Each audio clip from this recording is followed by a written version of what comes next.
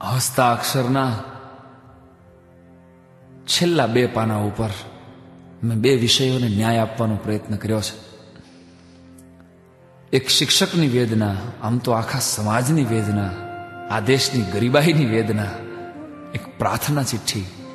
7મા ધોરણમાં ભણેલો એક બાળક ભગવાનને એક પત્ર લખે છે અને પત્રમાં બાળકે પોતાની કાલી ઘેલી ભાષામાં ભગવાનને થોડાક પ્રશ્નો પૂછ્યા છે.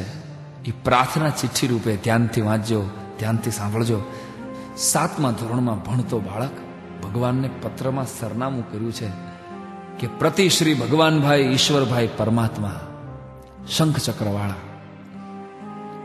પ્રતિ શ્રી ભગવાનભાઈ ઈશ્વરભાઈ પરમાત્મા, શંખ ચક્રવાળા, સ્વર્ગ લોક, નર્કની સામે, વાદળાની વચ્ચે, મુકામ આકાશ. પ્રિય મિત્ર ભગવાન, જય ભારત સાથ જણાવવાનું કે હું તારા ભવ્ય મંદિરથી થોડે દૂર આવેલી એક સરકારી શાળાના 7મા ધોરણમાં ભણું છું.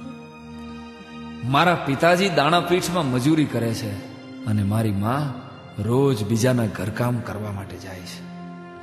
હું શું કામ ભણું છું એની તો મારા મા બાપને ખબર નથી, પણ હા, કદાચ શિષ્યવૃત્તિના પૈસા અને મફત જમવાનું નિશાળમાં મળે છે એટલે મારા મા બાપ મને રોજ 5 કલાક નિશાળે ધકેલી દે છે. ભગવાન, 2-4 સવાલો પૂછવા માટે મેં આજ તને પત્ર લખ્યો છે, કારણ મારા સાહેબે કીધું તું કે તું સાચી વાત જરૂર સાંભળે છે. એમ કરીને બાળકે પ્રશ્ન પૂછ્યા છે. પ્રશ્ન પહેલો: હું રોજ સાંજે ભગવાન તારા મંદિરે આવું છું અને નિયમિત સવારે નિશાળે જાઉં છું, પણ હે ભગવાન, તારી મૂર્તિની ઉપર આરસ પહાણનું એસી મંદિર છે અને મારી નિશાળની ઉપર છાપરું કેમ નથી?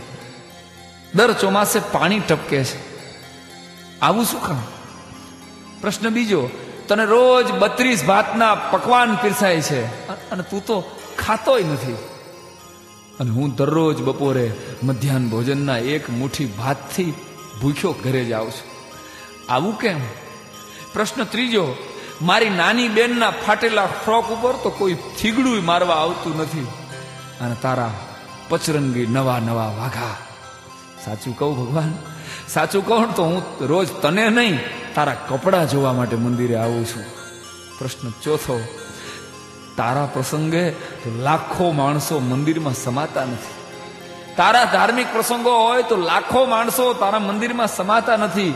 અને 15મી ઓગસ્ટે કે 26મી જાન્યુઆરીએ જ્યારે હું 2 મહિનાથી મહેનત કરેલું દેશભક્તિ ગીત રજૂ કરું ને, ત્યારે મારી સામે હોય છે માત્ર મારા શિક્ષકો અને મારા બાળ મિત્રો. હે ભગવાન, તારા મંદિરે જે હમાતા નથી એ બધાય મારા મંદિરે કેમ ડોકાતા નથી? પ્રશ્ન 5મો અને છેલ્લો: તને ખોટું લાગે તો ભલે લાગે, પણ મારા ગામમાં એક 5 સ્ટાર હોટલ જેવું મંદિર છે ભગવાન, અને એક મંદિર જેવી પ્રાથમિક શાળા છે. પ્રભુ, મેં સાંભળ્યું છે કે તું તો અમારી બનાવેલી મૂર્તિ છો, તોય આવી જલજલાટ છે. તું તો અમારી બનાવેલી મૂર્તિ છો અને આવી જલજલાટ છો, તો અમે તો તારી બનાવેલી મૂર્તિઓ છીએ, અમારા ચહેરા ઉપર નૂર કેમ નથી? શક્ય હોય તો ભગવાન આ 5 જવાબ આપજે, મને વાર્ષિક પરીક્ષામાં કામ લાગે. ભગવાન, મારે ખૂબ આગળ ભણવું છે, મારે ડોક્ટર થવું છે, પણ મારા મા બાપ પાસે નિશાળની ફીના કે ટ્યુશનના પૈસા નથી. તું ખાલી જો તારી 1 દિવસની દાનપેટી મને મોકલ ને ભગવાન, તો આખી જિંદગી હું ભણી શકું. વિચારીને કહેજે દોસ્ત, વિચારી લેજે, કેમ કે હું જાણું છું તારે ઘણાને પૂછવું પડે એમ છે.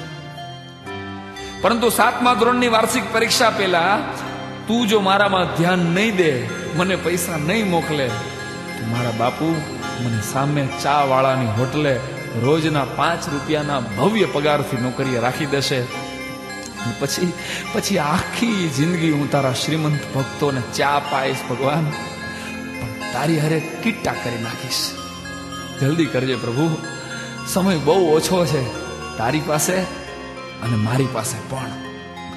લિખિતન એક સરકારી શાળાનો ગરીબ વિદ્યાર્થી અથવા એક ભારતના ભાવિ મજૂરના વંદે માતરમ, વંદે માતરમ, વંદે માતરમ.